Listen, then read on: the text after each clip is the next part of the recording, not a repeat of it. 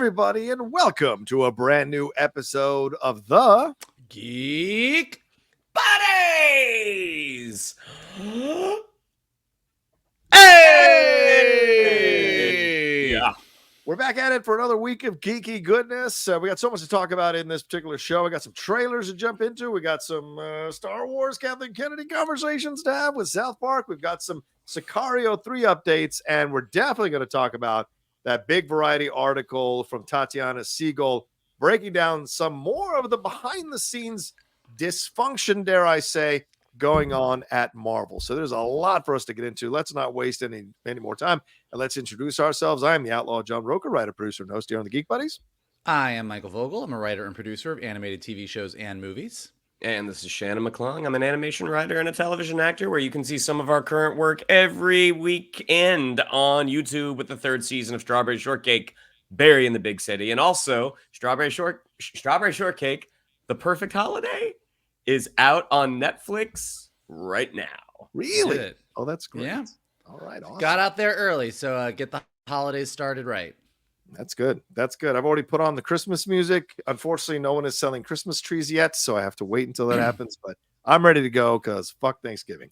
All right, so let's move on. The way the show works is each of us talks about a geek news item amongst ourselves, and then we take a big break and jump into our main topic. And the Marvel article will be our main topic. But kicking us off, Mr. McClung, please take it away.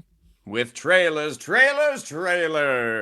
It's not even 2024. We're not even to Thanksgiving yet, but we're queuing up summer 2024 already, starting with our first look at Kingdom of the Planet of the Apes. This came out, as of this recording, it came out this morning, and directed by Wes Ball from the Maze Runner trilogy, starring Owen Teague, Peter Macon, William H. Macy, Kevin Durant, Freya Allen.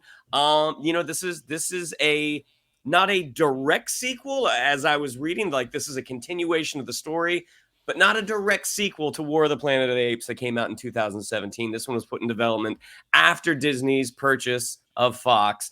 But based off of this first look, Matt Reeves really captured something special with those last two movies. And I believe it was Rupert Graves did the first one.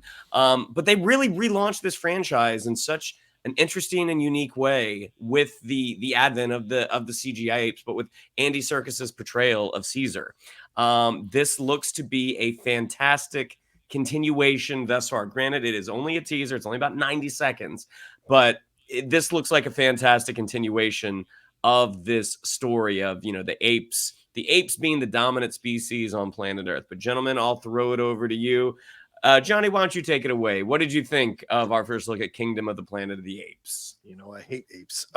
This was actually really good for a teaser trailer, getting you excited, walking you back into this franchise with a new approach. And this is apparently a descendant of Caesar.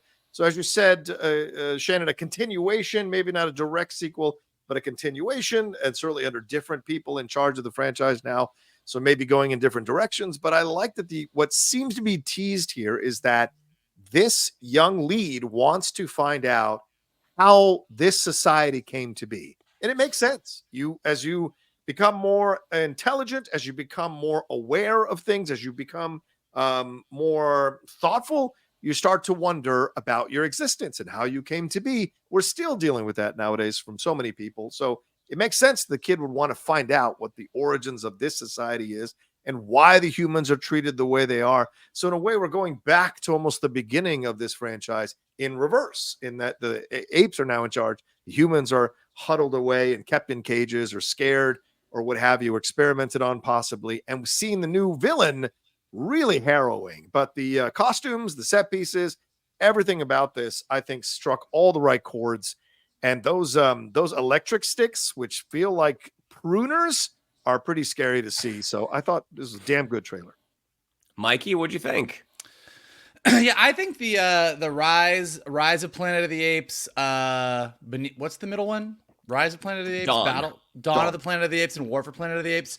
That is like low-key one of the best trilogies that people sleep on. It doesn't come up all the time when we talk about like the great trilogies, but for something that was a sort of reboot of a classic franchise, I mean, those three movies are A+++ in my book. And a big part of that is Andy Serkis as Caesar. And I think that although this is sort of not a direct sequel, it's sort of a continuation of the storyline.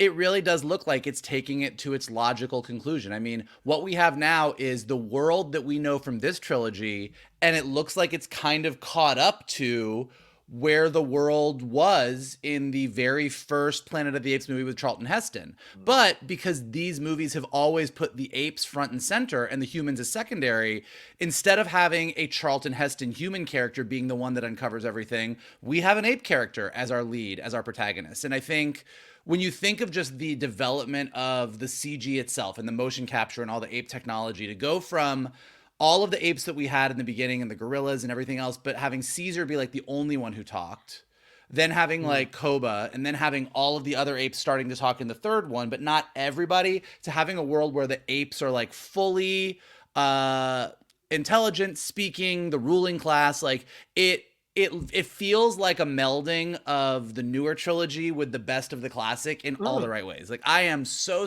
excited for this movie. These are like, it's one of my favorite trilogies to put on over and over again and watch. And so I'm glad that we are continuing on in the new Fox Disney era with this franchise, because I think it definitely has earned the right to keep going. Did you say it was an ape? Sorry.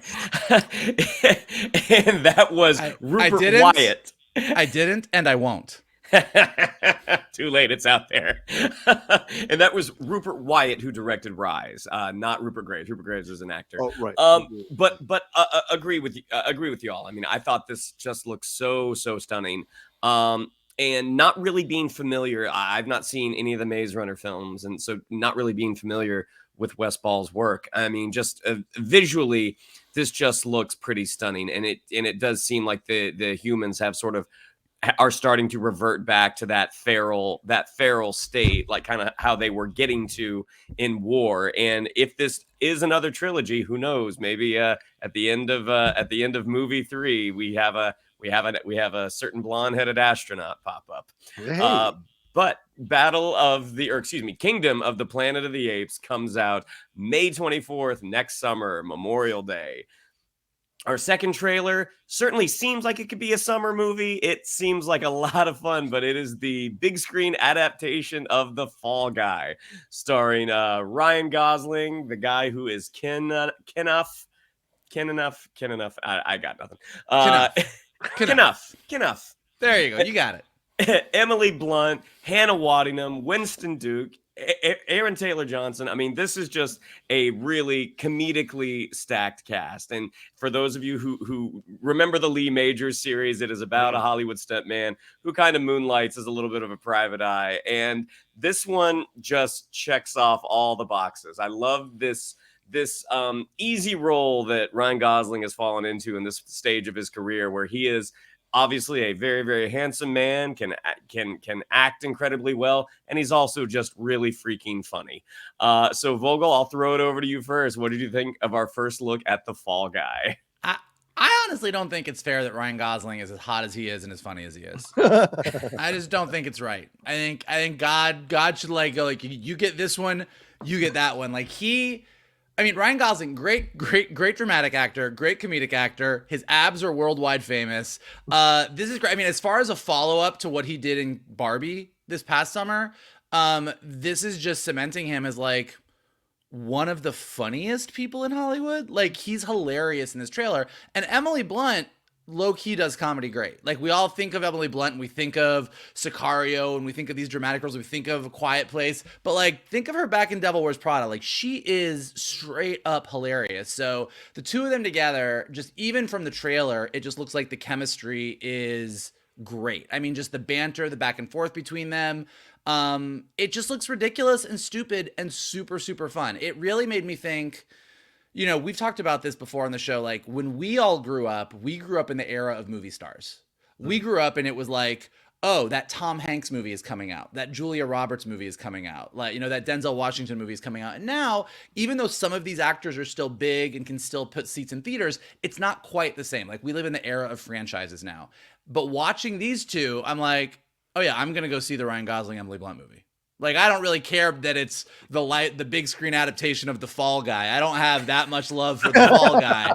But watching the two of them do what they did in this trailer, that I'm 100% going to see.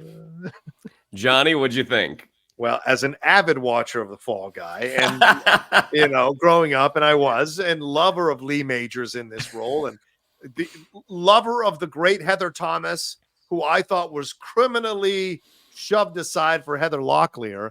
I loved this series, and I thought this was a great, fun series. And so, to me, I was like, but in no way that I thought, why would you do a theatrical adaptation of this series? What's next? Matt Houston? So at the time, I was like, this makes no sense. But then you see the trailer and you're like, this makes all the sense in the damn world. This is fantastic. A lot of fun. As you said, Michael, great comedy from Ryan Gosling here. From Nice Guys to Barbie to this is an interesting sequence and trajectory of his career that he's going on, and he's taking advantage of it. And Emily Blunt can have chemistry with Adore. She's so good in roles, both comedy and drama, and makes you believe in the relationships that she's in. And the back and forth with her and Ryan are she's so good at it that it's great to see here. And then David Leitch with the action sequences, they were really inventive and interesting. You can see some of the Hobbs and Shaw influence, which he also directed in some of those sequences, which I thought was a lot of fun. But Maybe Aaron Taylor... and Aaron Taylor Johnson essentially playing the 2024 version of Tug Speedman from Tropic Thunder. I think is going to be funny to see. So, and Winston Duke, Stephanie Hsu, who's in this as well, and also Hannah Waddingham with now brunette hair. So just a lot of fun overall. And I hope the film lives up to the trailer, because this could be a great way to kick off an early summer movie season with a March hit like this that is action film oriented. I'm down with it. So I was really surprised, pleasantly so. I think it's gonna live up to it. Maybe I'll eat my words later, but like sometimes you just watch a trailer and you just go, oh yeah, they got this right. Yeah, they got it right. And like watching this watching the Kingdom of the Planet of the Apes trailer, I'm like, this is beautiful. I hope it's amazing. I don't know enough about it yet to know for sure, but I'm hopeful. This I just watched and I'm like, oh yeah, they knocked this out of the park. I can tell you right now. Well, and like the chemistry that Emily Blunt and Ryan Gosling seem to have, it looks like it's the back and forth that we wanted out of the Jungle Cruise with Emily Blunt and The Rock that I think we're going to get with Ryan Gosling and Emily Blunt. I mean, this just looks like so much fun. And it comes out March 1st. And that brings us to our final trailer. It is called Timeless Heroes, Harrison Ford and Indiana Jones. This is a documentary coming to Disney Plus in just about a month here. This is Harrison Ford, Steven Spielberg, George Lucas, Kathleen Kennedy, James Mangold, Phoebe Waller-Bridge, just basically talking about the ascendance of Harrison Ford's career that has just recently finished with the role of Indiana Jones with Indiana Jones the Dial of Destiny. I think they probably, as they were putting this together, they were probably anticipating Dial of Destiny to be a bit of a bigger hit. But the trailer for this still kind of checked off all the boxes for me. But Johnny, I'll throw it over to you first. What do you think of our first look at Timeless Heroes? Oh, I thought this was great. And it's interesting because there's a perception, and certainly Harrison has done very little to deter the perception that he's a cantankerous old man who doesn't want to be fucked with and just wants to fly his planes into buildings and what have you. And so, and occasionally come back and do these roles or whatever. But this was really sweet to see, because I think underneath all the gruff exterior, there is a guy who was able to keep one foot in normal reality and one foot in Hollywood and pulled it off. And not a lot of people can do that, walking both sides of the line. And I think that's one of the magic reasons why people like him so much, because they sense there's a realness here. There's also a distance that he wants, which people respect. But when he gets on camera, he delivers. Even if it's something crappy like Firewall, you're still going to enjoy Harrison Ford in it, whether the movie is good or not. So seeing here the ascendancy of him, I think, is essential because we've all heard the story, the Carpenter story, and this feels like this is the story that's going to get it right and will be the story that we all, or documentary we all look back on as the foundational truth about Harrison Ford. And then from there, we can kind of go off with all the stories. So I thought it was great. And seeing the old footage, seeing Karen Allen there as well, and all of that, I thought was really fun. And getting them all to come back, the older people to come back and talk about their experiences with him, including Harrison, I think was a nice touch. So yeah, very sweet documentary for sure. Mikey, Timeless Heroes, what'd you think?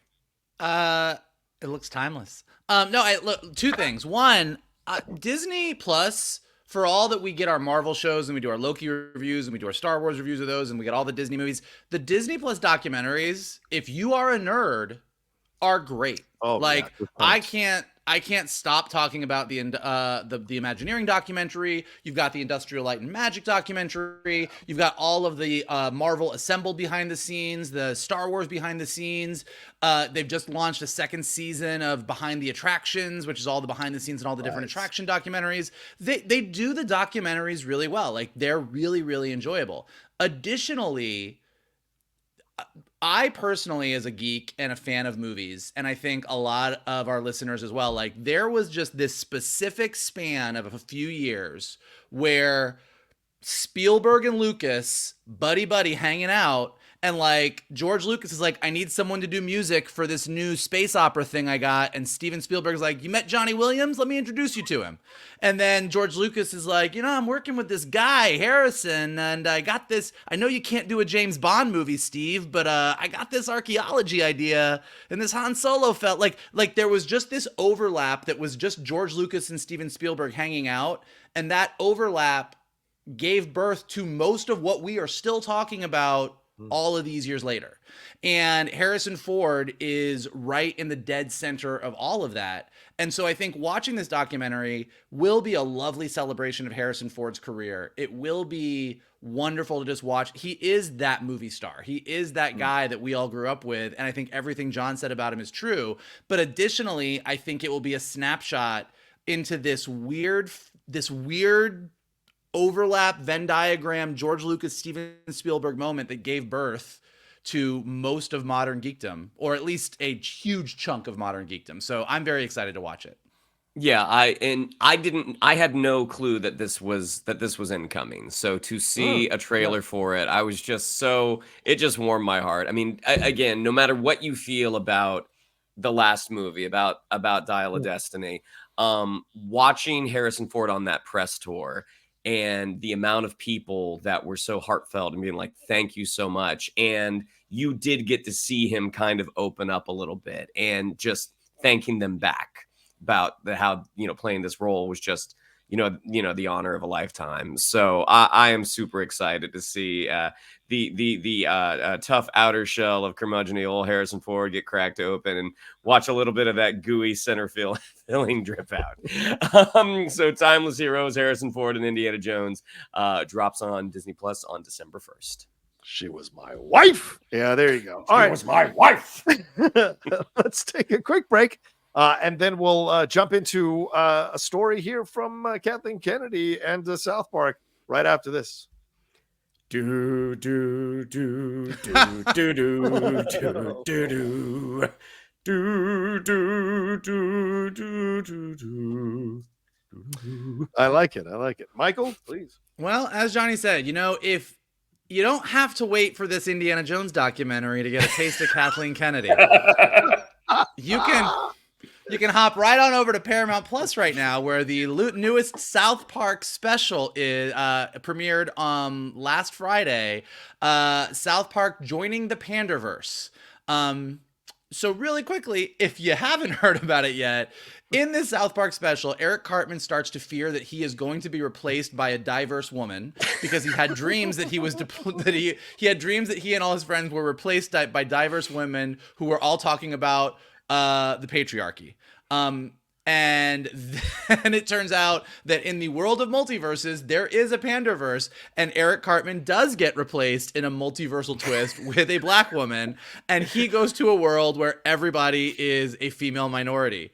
Meanwhile, at Disney, Bob Iger and the Disney brass are really upset because they keep pandering, and they keep releasing the same movie over and over again, but it's not doing as well. And there's apparently something called the Pander Stone, and apparently Kathleen Kennedy has been using it too much.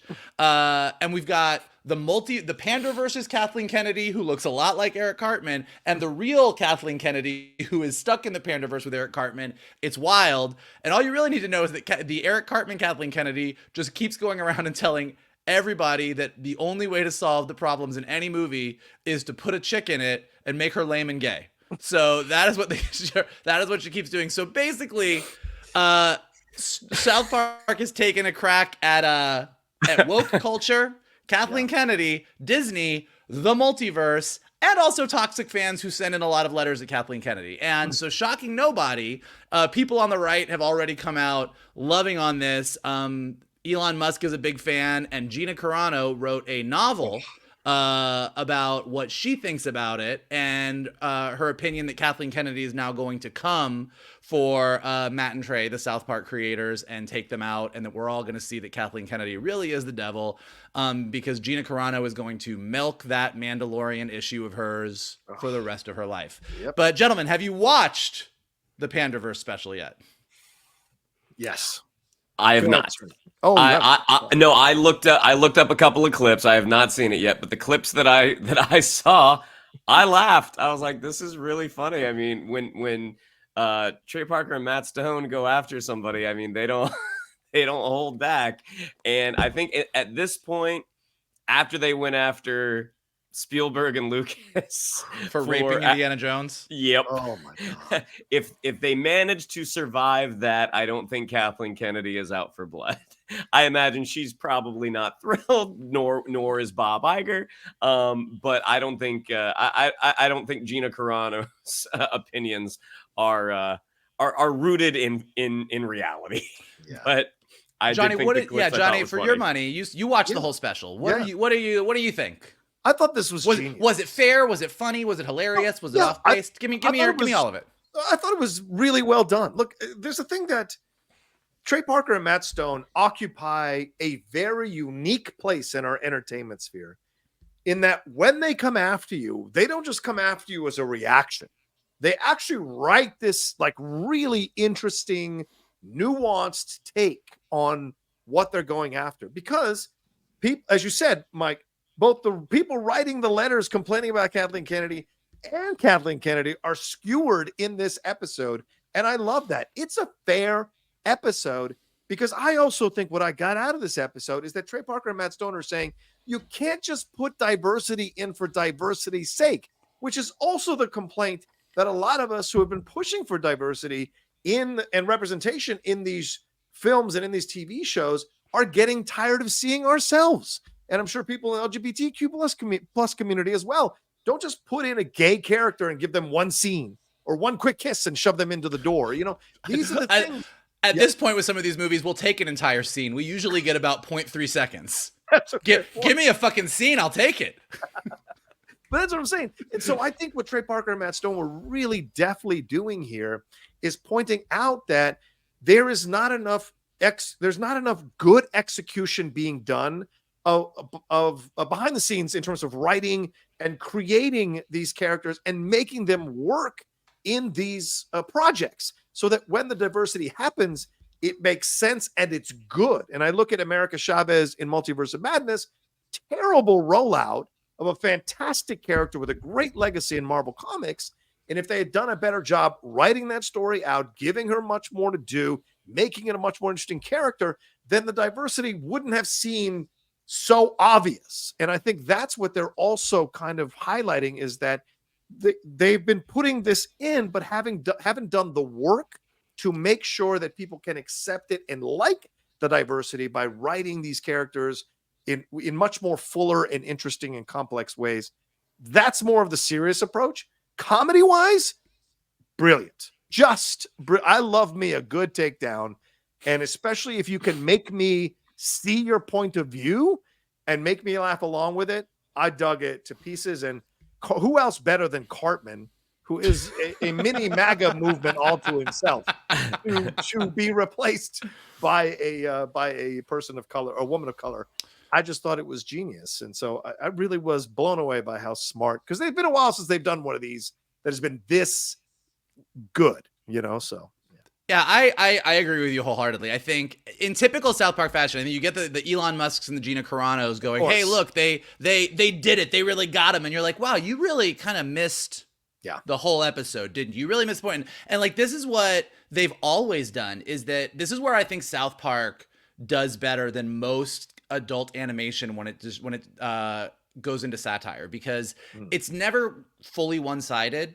It's never like we're going after something and we're just this is our side of the argument. They just skewer everything equally, and they kind of hit all the points. And so even in this, at the end, Kathleen Kennedy and Cartman are sitting having a conversation, and you're like, this is actually a good conversation between like this is basically Kathleen Kennedy speaking to the fans and the fans speaking to Kathleen Kennedy, and it all works. And so they managed to get all of they really hit Kathleen Kennedy hard. They really hit Disney hard. Yeah. They cannot stop talking about how fucking stupid the multiverse is and how we're done with the multiverse and we don't want it anymore.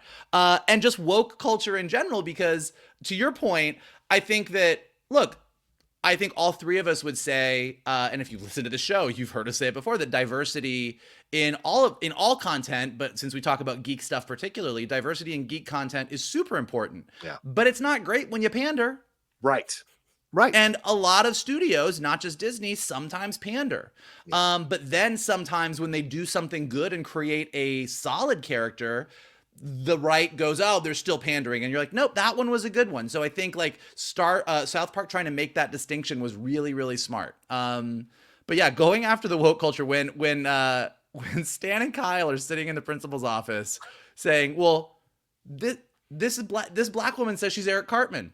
And he's like, yeah, well, that's not Eric Cartman. Well, Eric Cartman can be a black woman if he wants to be.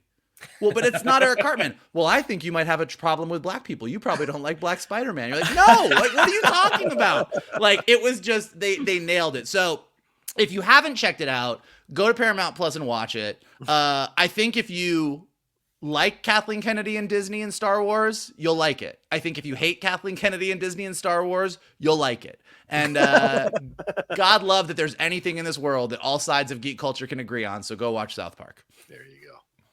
All right, well, let's take a quick break. And on the other side, we'll be talking a little Sicario 3 news. And of course, don't forget, we'll get into our main topic of that Marvel article right after this. I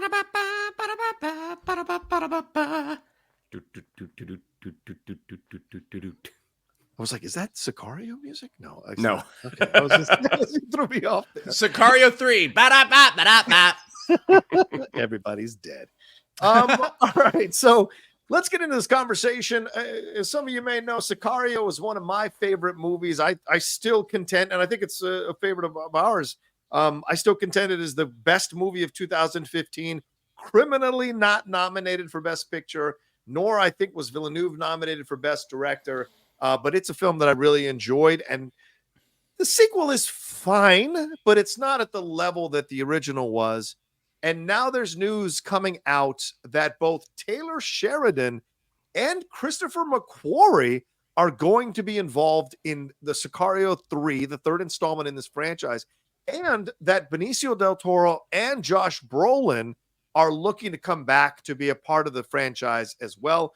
Emily Blunt coming back is a real shock, considering the way the first Sicario film ended with that conversation between her and Benicio del Toro and the wolves at the end of that movie. So the fact that she might come back now, all these years later, a little more grizzled, a little more aware of what this drug war is all about and really entails, could be a very interesting twist on this. Brolin, Benicio, what is their role in all of this? How have they changed since the first movie and the second movie? What's their situation like? Because if you haven't seen the second movie, spoiler alert, someone comes back from the dead somehow. And so how are they going to make this work? And what's the commentary that they're going to make? But the number one thing that I'm really surprised by is that Christopher McQuarrie might be involved in this, either as a director or as a writer, with Taylor Sheridan, of course, writing part of it as well. So, gentlemen, I turn to you. Shannon, I'll go to you first. What do you think about this possibility of McQuarrie and Sheridan, Emily Blunt, Josh Brolin Benicio del Toro all possibly coming back for a Sicario 3? I mean, a lot of thoughts. I mean, I agree with you. I think Sicario criminally not nominated. And looking at I pulled it up real quick to see what was nominated in 2015, and it is a really good year. It is a really strong year. But they also only nominated 8 movies, and there's definitely movies on this list that I'm like, Sicario was way better. Yeah, I thought that first film really sort of announcing. I don't think Denis Villeneuve's ever directed a better movie. I mean, I think Sicario is his best film. Wow. Okay. And I would go to say, oh yeah, I said it. And I would maybe argue, as much as I loved Hell or High Water, I'm like, yeah, this might be the best Taylor Sheridan feature film script. I mean, I think I would agree with you there. Yeah. I mean, I loved Hell or High Water, but this one was just so tight. The marriage of Villeneuve and Taylor Sheridan, I mean, the dread that Villeneuve was able to put in every single shot, even the wide shots. You see this caravan of SUVs. It's like, oh my God, what is going to happen right now? I'm with you. I thought Day of the Soldado was fine. I really liked Brolin's and Benicio del Toro's characters. I'm like, I love that we're seeing these guys again. And I don't think it would have worked with Emily Blunt being in that story. Yeah. That story didn't really have room for her. The fact that we're getting the third one, I think, is awesome news. Like, where McQuarrie comes in, I'm really curious, because is he finally going to take a break from trying to kill Tom Cruise and get into the world of Sicario? I'm really, really excited. And I do hope that I think this would be a good place for Emily Blunt to possibly return, that there has been some distance from that speech that she and Benicio del Toro had in that hotel room. I think that could be an awesome return of that character. Yeah, Mike. I mean, Christopher McQuarrie is credited, a lot of people's perspective, with cleaning up the Top Gun Maverick script and quite possibly being one of the big reasons why it made over $1 billion. So, interesting thing to have him possibly involved with the Sicario 3 here with Taylor Sheridan. Listen, if Chris McQuarrie's in it, I think he's not letting go of Tom Cruise, and Tom Cruise not letting go of him. So I think Tom Cruise is going to star in Sicario 3. Oh my God! No. Tom Cruise as Emily Blunt, as Kate. It's gonna be the Mission Impossible movie. Like, Emily Blunt is gonna come on screen, and everyone's gonna be happy she's back, and she's just gonna go rip, and it's gonna be Tom Cruise, and he's gonna do it. He's gonna do that Tom Cruise run. He's gonna do it all. No, I mean, I agree with you guys. I think Sicario, I don't think it's Villeneuve's best movie, but it's a hell of a movie. Emily Blunt's amazing. It is absolutely, it should have been nominated that year for Best Picture. And I think it's one of those movies that, in retrospect, fans of all of these people look back and are like, yeah, no, that was the better movie. What won that year, by the way, Shannon? What was the? I think it was Birdman. Okay, it's a good movie. Can't argue that. Yeah, but. The second movie was fine, but I think it didn't reach those heights. And like, just this lineup of names really sounds like it's going to be one of those things where it's like, it's going to be like Cars, the Cars movies. If you like the Cars movies, yeah, you really only got to watch Cars 1 and Cars 3. You don't fuck with Cars 2. It's gonna be like that. It's Sicario and Cars. It's gonna be those are gonna be the ones to check out. But yeah, I want to know more. I want to know more about this is all sort of rumored right now. I want to really get into the nitty gritty of it, but there's a few names in Hollywood right now that if you say those names, you're like, yeah, okay, we're in. And Chris McQuarrie and Taylor Sheridan are 2 of them. So yeah, I'm in. Yeah, another part of this too is, will they get Roger Deakins back to do the cinematography for this one? Because he did the first film, and that was one of some of the most amazing shots, as you were mentioning earlier, Shannon, that we've ever seen. And by the way, this is a 2015 film, but you have to look at 2016 for the nominees. Spotlight is what won that year. The Big Short was nominated, Bridge of Spies, Brooklyn, Mad Max Fury Road, The Martian, Revenant, and Room. And Deakins was nominated as well for cinematography, but didn't win. And I would happily toss out Brooklyn, Bridge of Spies, maybe even Room. That's crazy. That's crazy. Bridge of Spies, that's crazy. Yeah, Bridge of Spies over Sicario. That's a Spielberg situation, clearly. because Sicario was a way better film than Bridge of Spies. Yeah. So yeah, I mean, yeah, so fast. And I guarantee you, if we went back and redid that year, Big Short wins Best Picture over Spotlight. Like no one talks about Spotlight, but everyone talks about Big Short still. So we'll see what happens though. If McQuarrie's involved in any way, shape, or form, if he directs it, I'm super fucking excited. But if he's at least writing it or doing a passover, or works with Sheridan to get the script in shape, then I think that's also something to get really excited about for Sheridan. And Tom Cruise. Tom Cruise is the Mexican cartel. I would do it. Drug lord, please, 100%. Put a mustache on him. Give him a Mexican accent. I would not complain. I would not complain one bit. Tom Cruise with a Z? It would be Tom Cruise with a Z, I think. It'd be Tomas. Tomas Cruz. Tomas Cruz. CRUZ.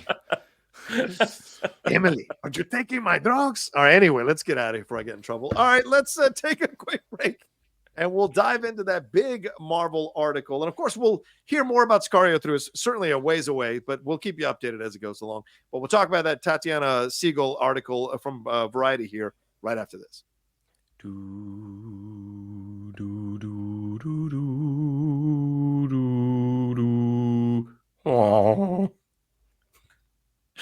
All right, let's move on to this article. This was written in Variety, again, as I said earlier, by Tatiana Siegel. And here are the five or six main points that I will throw out to talk about here.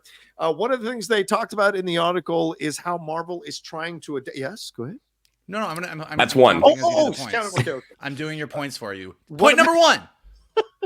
One of the things that popped out of the article was that Marvel is reevaluating the Jonathan Majors situation much more than a wait and see. They're actually possibly pivoting towards Doctor Doom, or maybe even recasting Kang. That's one of the points that stood out.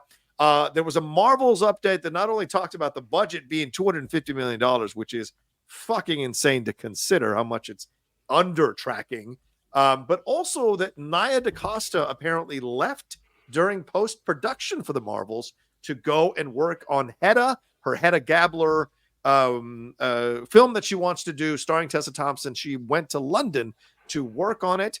There was also news about Blade getting a page one rewrite from Logan's Michael Green, one of the three writers from Logan, Michael Green. There were three writers on that film, not just Michael Green here. And apparently one of the drafts had a film being led by a bunch of women who were teaching life lessons, and Blade was like the fourth lead. The other thing sounds like Kathleen Kennedy got up in there. It's possible. The other thing is that the Victoria Alonso VFX drama was revisited, and we found out that She-Hulk cost $25 million an episode. Someone did the numbers that apparently that whole series was $250 million, which I would absolutely slam my head through multiple walls if that was actually true. And the other part was that talking about Feige being stretched thin and that there was pressure on him to do these shows, do these movies, interconnect them on a accelerated time frame. And the last thing, which is really the big one a lot of people are talking about, is the idea that they are kicking around possibly bringing back both Robert Downey Jr. and Scarlett Johansson, reuniting the original Avengers for a new Avengers movie. Not just a Secret Wars cameo, not just a flashback, but a full movie. So, Michael, I go to you first. What are your thoughts on all of these things coming out of this article here from Variety and Tatiana Siegel? Well, in 45 seconds or less, go. Yeah.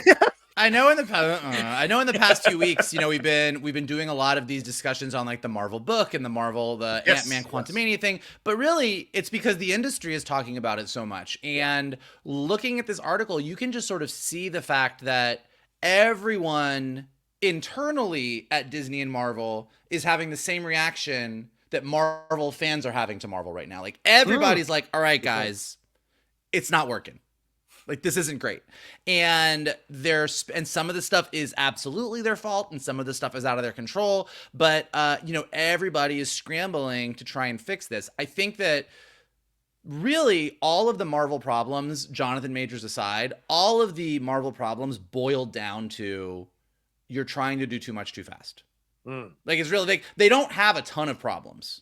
They're trying to do too much, and they're trying to do it too fast. Everything in this article, from the special effects issues that they're having, rushing special effects to get in, or switching things around, with She-Hulk in particular, the way that they made the point in the article about how they're writing the show, the scripts are going out the door, but like everything's going so fast, and then Kevin Feige and the Marvel execs are like, oh, we should put She-Hulk's origin story in the first episode, but that's a whole ton of front loading of special effects that the special effects team wasn't planning on doing till later. Like, there's just not a lot of slowing down and looking at everything and saying, let's make sure we do this the right way. And the cascade effect of that is, bad visual effects teams that are overworked and stressed and unionizing, stories that aren't matching up to what we like. Like, it's just a cascade effect. And now they're finally realizing that they need to pump the brakes. And so that's sort of the overall vibe from the entire article. I think what I worry is going to happen is that they're going to overcompensate because they're freaking out. And when you make decisions based on fear and anxiety, whether you are a 15-year-old dealing with your emotions in high school or you're Kevin Feige, you're not going to make the right decisions. And for example, with this whole Jonathan Majors thing, they've been building to Kang. They've been building to Secret Wars. They have a whole plan. Now, they might have to adjust that plan. They adjusted the Infinity War plan several times. Adjusting a plan is great. But saying, oh, let's just get rid of Kang altogether, the Jonathan Majors thing is too much of an issue, people didn't like Quantumania, let's throw it all out the window, you would have to do such a hard left from a storytelling standpoint that I think fans would just be like, well, this is just bullshit. Like, if you have to recast Jonathan Majors. All fans are going to understand. Let's just see how this all goes out. We've said this every week on our Loki reviews. It would be a shame because he's a fantastic actor, and if they get the Kang story right, he would nail it. But obviously, if these issues turn out to be real issues and in a court of law that holds water, Marvel and Disney are going to have to make the hard call. And I think we would all be okay with that. And I would rather they recast Kang and stick with the plan, make the adjustments you need, but stick with the plan. I think this hard left is a bad idea. As far as DaCosta on the Marvels, I think that's a little bit of I don't think that's fully fair. This whole already, it feels a little bit like everybody knows that the Marvels is going to underperform, and they're already going after DaCosta for doing something that, from what other people have said, several directors have done. You don't think that Taika Waititi or James Gunn, when they were in post-production on a Marvel movie, and it was all shot, and they're in the editing bay, and they're doing stuff, they're not also working on other stuff, like they're not getting their next movie prepped, like, I don't know that holds much water. And I just feel like that's looking for, we're already trying to scapegoat somebody to say, well, she wasn't there. She was already off doing Hedda. So I don't like that so much. As far as the special effects in general, as I was saying, like, they're doing too much and they're killing people. And you can see it on screen. Like, that's really what that boils down to. Oddly, the thing that everybody's freaking out about on Twitter, which is let's bring back all the Avengers. Fuck, I don't care. Like, have you read a comic book in the past 60 years? Do you know how many times Jean Grey has come back from the fucking dead in X-Men? Like, there is no issue to me if the story is correct and you come up with a good reason in a world of multiverses and everything else. Like, if there's a good story and the whole original Avengers come up, like, great. I mean, there are so many ways that as a concept could be good. To be fair, there are so many ways that could be a fucking disaster. And as we were just talking about with South Park, could 100% be pandering just to desperately try and get your audience back in the seat. So I think, we all have Michael Keaton in the Flash movie fresh in our brains, which we were all very, very excited about, that ultimately was like, okay. But yeah, that one doesn't, like, conceptually in the world of comic books where characters are coming back all the fucking time and the Marvel Cinematic Universe is just a comic book world brought to life on screen. It's like, yeah, okay. All cool. Right. Shannon, your thoughts on all these? You could take more than 45 seconds. Your thoughts on all of this stuff here in this art, and Michael's points that he brought up. What are your thoughts? Well, I mean, I agree with Vogel about if the story is right, absolutely, like bring the old team back. I don't think there's a reality right now, as the information was kind of leaked out, that this decision doesn't look reactive. It doesn't look like it doesn't look like a proactive decision. It looks like, oh crap, the boat is sinking. What can we do? Let's bring back the people that we like. Let's bring back the classic group. That is where the hesitance for me would be. Now, look, there could have been in that grand plan that they had.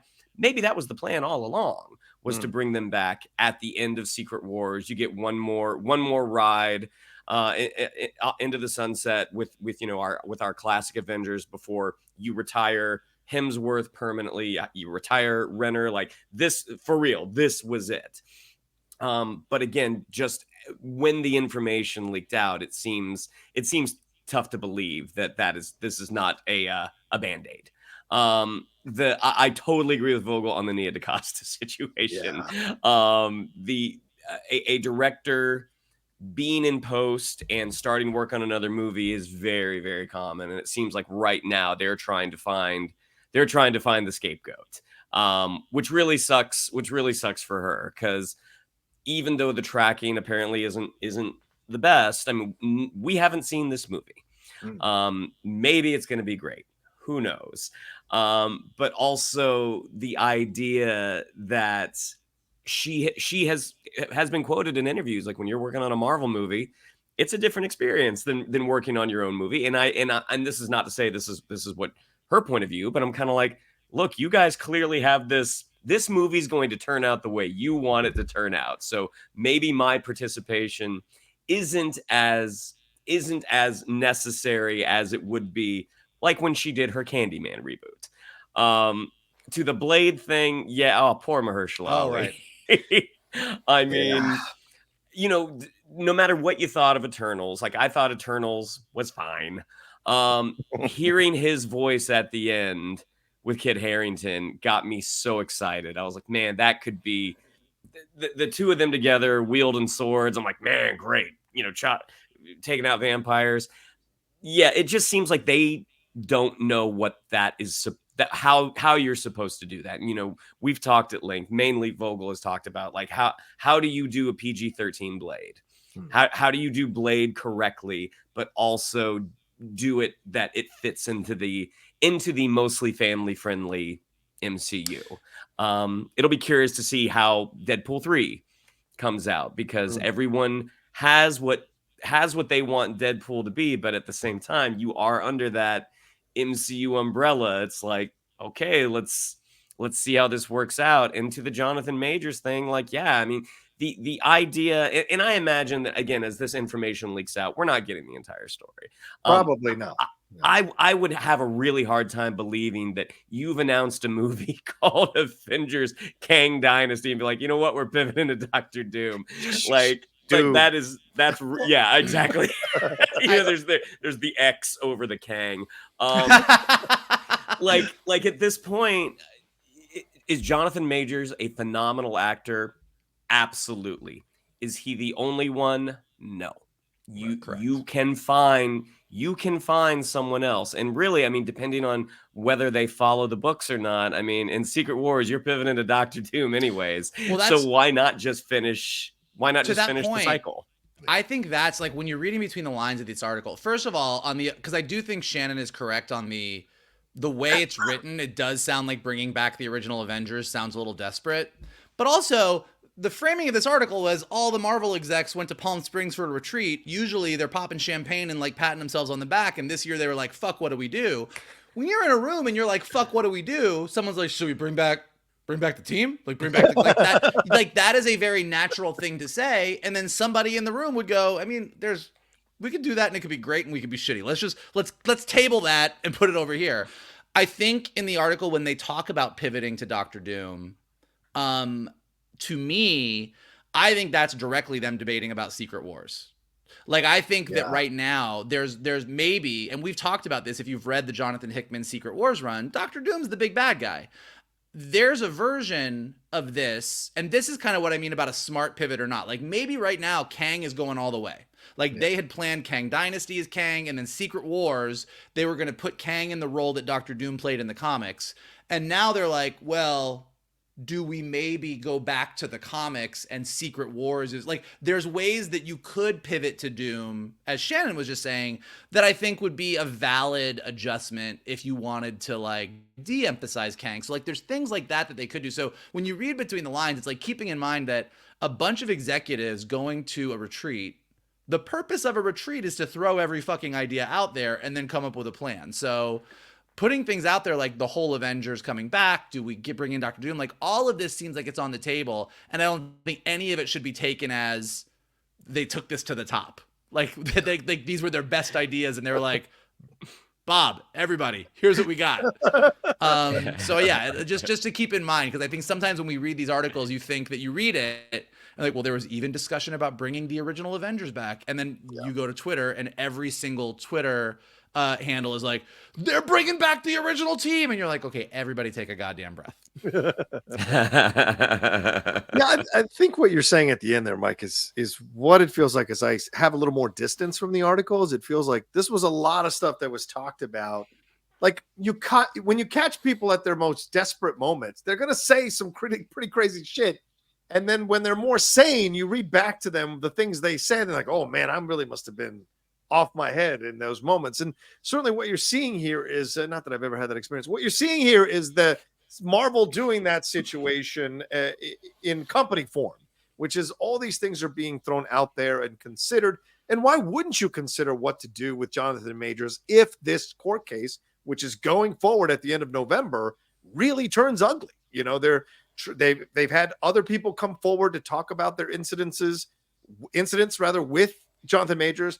They're trying to get that case from London to be accepted that supposedly happened between him and the person who is accusing him of the attack there on the set of Loki 2.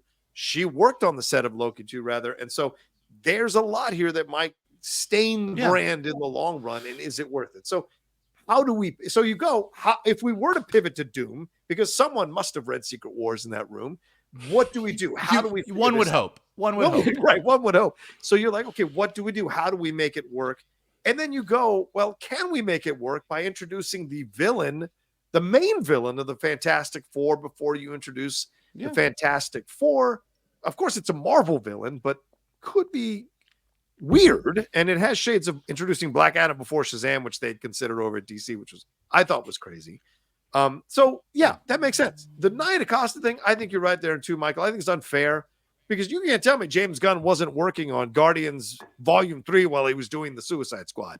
He was. And so these are creators. And don't forget that the Marvels was pushed from here to there, from here to there, to there to here, then reshoots. So as a creator, you're like, I shot this film a year and a half ago, for fuck's sake. I want to go work on something else for me to feel creatively fulfilled. I might lose Tessa if we push. I might lose funding for the film if we push. I've got to go to London to handle this. And I can't think that she would have gone without Marvel's approval. So if they're trying to throw her under the bus, I think Nia should release some receipts and some texts here and be like, nah, man, I got permission. Fuck y'all. You know, and so let's see, though. But yeah, but the Blade stuff, too, under $100 million Blade, I don't know if I buy that. I don't think that's necessarily Marvel's MO. But maybe they do it for 120, 110. The original one, I think, was $41 or $61 million, which is about $83 million in our numbers. So you could do it. It's more of a street-based hero. He's not going to be out in space. So you could do it. And I think you bring in a writer like who wrote Logan and kept Wolverine out of like fighting Galactus. It's a much more smaller, contained story. And maybe that's how they're approaching the Blade situation.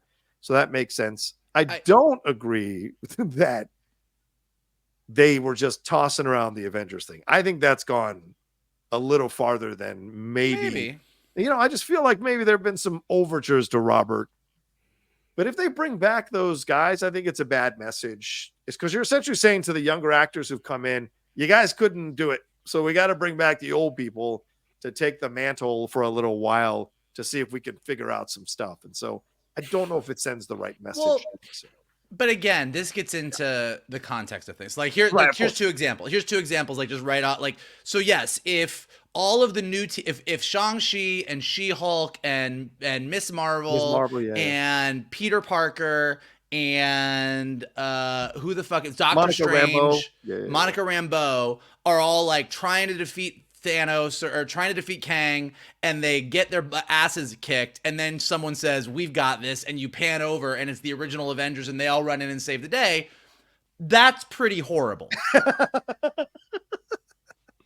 Step aside, But- kids. Step aside. And I know that they were saying this doesn't count for Secret Wars, and this would be its own Avengers movie. So like that is like this wouldn't happen in this way anyway. But or you have Peter Parker trying to figure out how to lead the team in this multiversal shitstorm, and he doesn't know what to do, and he ends up coming across Tony Stark because in Battle World everyone is still existing, and has a heart to heart with his mentor, and everyone in the audience fucking cries because Peter Parker got to see Tony Stark one more time. Oh yeah. You know, like, oh, and meanwhile Hawkeye gets to like reunite with Natasha and say, "I'm so sorry for what I did," and she's like, "It's okay." You know, like, Yeah.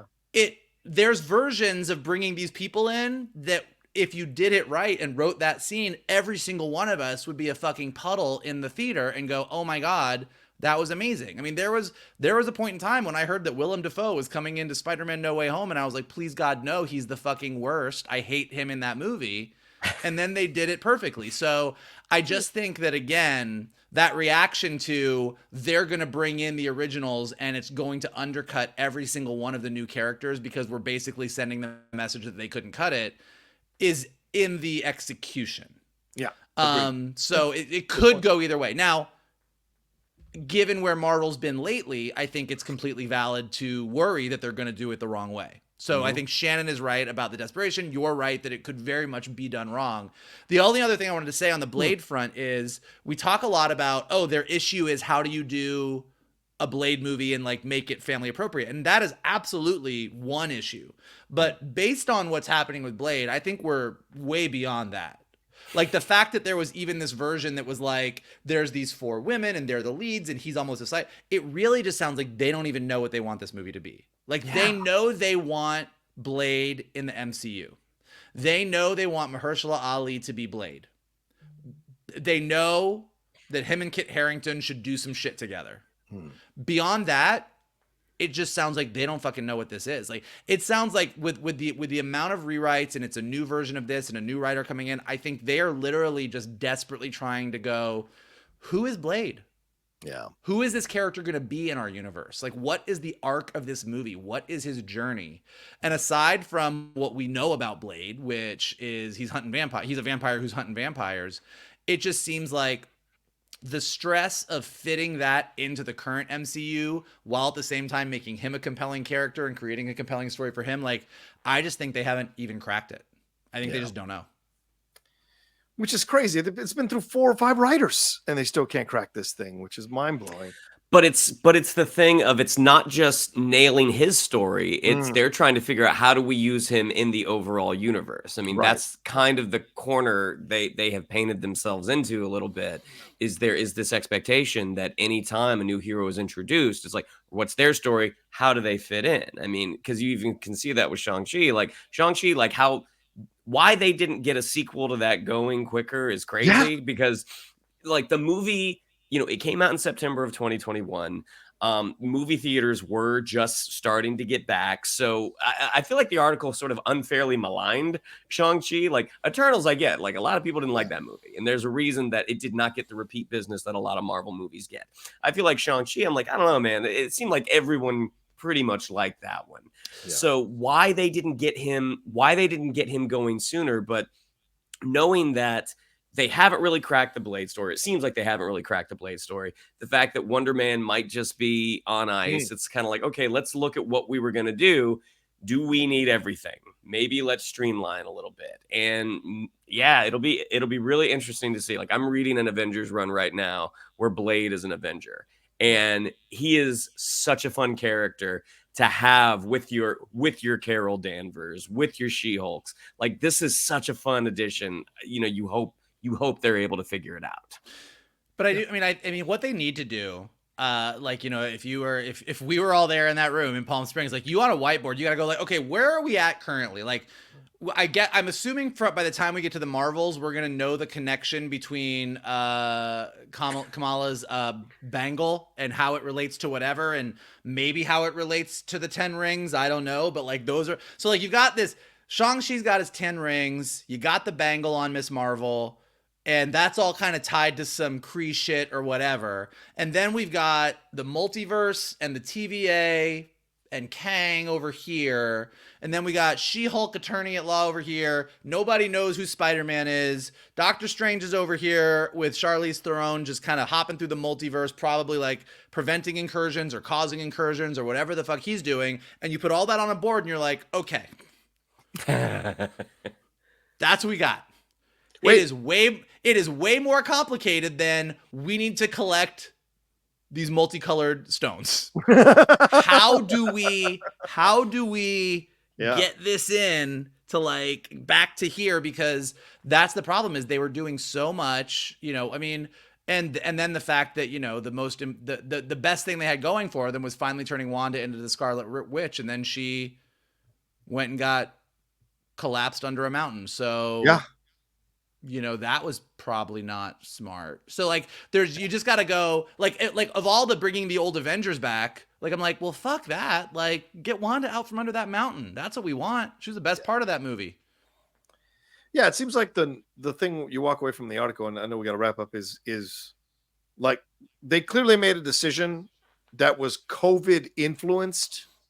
And now we're seeing the ramifications of that decision. And dare I say the consequences of that decision, because it has kind of caused a lot of cracks in the MCU that they've got to now how to figure out how to fix and put back together. Because you didn't even mention Daredevil, which they're rewriting from scratch and trying to figure to fit him into the universe. But that's why. So yeah, but I didn't because brand based. Yeah. Like I didn't mention Daredevil and I didn't mention Blade and I didn't mention anything we haven't seen yet, because like that's the point, is that those things are still malleable. Right. Like you sort of have this thing, like there's stuff that's out. Like everything that has happened has happened. Everything that you can watch on Disney Plus, or we're going to see the Marvels in theater, like all that exists and you can't change it. Right. Everything that we haven't seen yet, on some level, you can go in and make adjustments. So that they're at a point right now, they're at this inflection point where they are aware of the same thing that we are aware of, which is you fucked up a little bit. And you didn't fuck up the worst you've ever fucked up. There are other franchises that have fucked up way worse than you fucked up, but you gotta take a beat and get your shit together. Like go get your shit together, come back, and we're waiting for you, but go fix it. You know what? We've had a lot of good years with you, so we want to keep this marriage going. So go and take the counseling, figure it out, and come on back, and we'll put it back together. That's essentially exactly as fans. All right, well there you go. That's our Geek Buddies episode. We appreciate you all madly for watching or listening to our show. You can always listen to us on the podcast feed as well. We appreciate it. Shannon, what do we have to tell them? Yeah, if you'd like to follow us on social media, on Twitter, it's at @geek_buddies, on Instagram at @the_geek_buddies. If you'd like to follow me on social media, on Twitter, it's at @Shannon_McClung, on Instagram, it's Shannon the Geek Buddy. If you would like to follow Mr. Vogel, it is at MKToon. If you would like to follow Mr. Rocha, it is at The Rocha Says. Mikey? Well, if you liked this conversation and you like pandering and you like the multiverse and you like Kathleen Kennedy, we got a little bit of everything for you here at the Geek Buddies, and here's what you can do for us. Smash that like button below. Subscribe to Johnny's Outlaw Nation page. Check out all the amazing content he's got there. Leave your comments below. What do you think of the trailers? What do you think of Sicario? What do you think of South Park? And what do you think of this Marvel article? Let us know below. If you're listening to us on a podcast, go ahead and leave us some stars and some comments so we go up in the rankings. And as always, the best thing you can do is retweet this video, post it on your socials, send it to your friends, and tell them to hang out with your buddies, the Geek Buddies. Here you go. Speaking of hanging out with us, don't forget we've got our Loki episode 5 spoiler review that will either be up by this time or will be coming out as you watch this. So look for that. It's a mystery. You got to wait and find out. Who knows? Who knows? You'll find out. But thank you all so much, and we'll talk to you next time with another brand new episode of the Geek Buddies.